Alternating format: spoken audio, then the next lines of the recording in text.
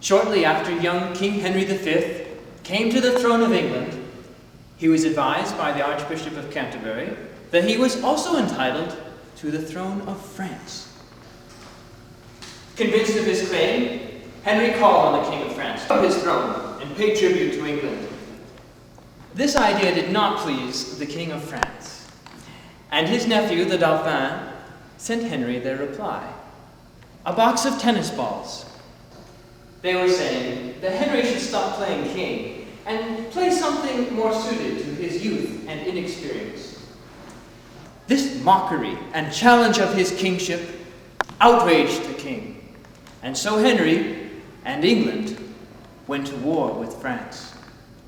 Henry himself led the English troops, taking mile after mile of terrain, taking city after city, although under-provisioned, cut off from supplies, and losing troops at every engagement. Slogging through mud-soaked fields, facing overwhelming odds, the English time and time again pulled out victory, but at high cost. Until finally they came to Agincourt, the battle to end all battles. If the English could take the field, the French would be broken, and the war would be over. But the English had been fighting battle after battle for months. They were starving and had lost too many men.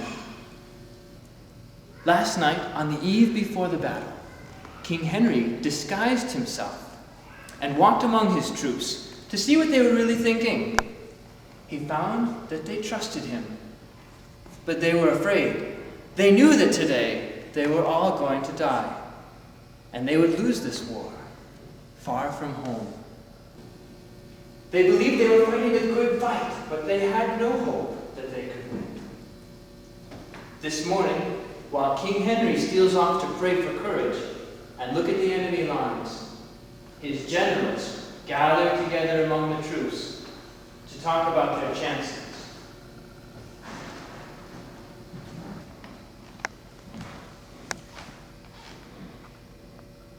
Where is the king? The king himself has rode to view their battle. Of fighting men they have full 70,000. There is 5 to 1. Besides, they're all fresh. 'Tis a fearful odds.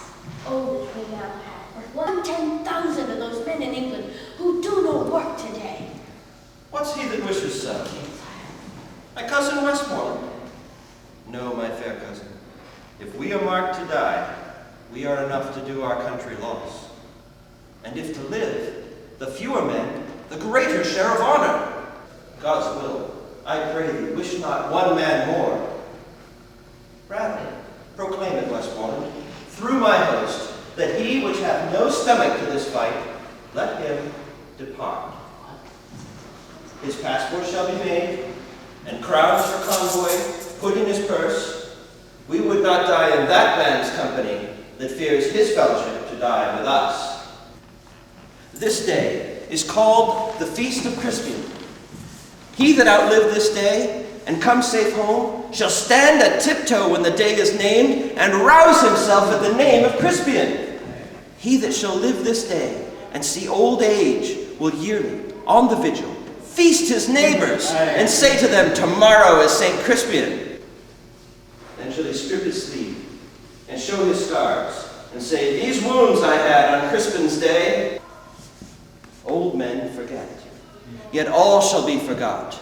But he'll remember, with advantages, what feats he did that day. Then shall our names, familiar in his mouth as household words, Harry the King, Bedford, and Exeter, Warwick, and Talbot, Salisbury, and Gloucester be in their flowing cups, freshly remembered. This story shall the good man teach his son, and Crispian shall ne'er go by from this day to the ending of the world, but in it we shall be remembered. We few, we happy few, we band of brothers. Yes. For he today that sheds his blood with me shall be my brother. Be he ne'er so vile, this day shall gentle his condition.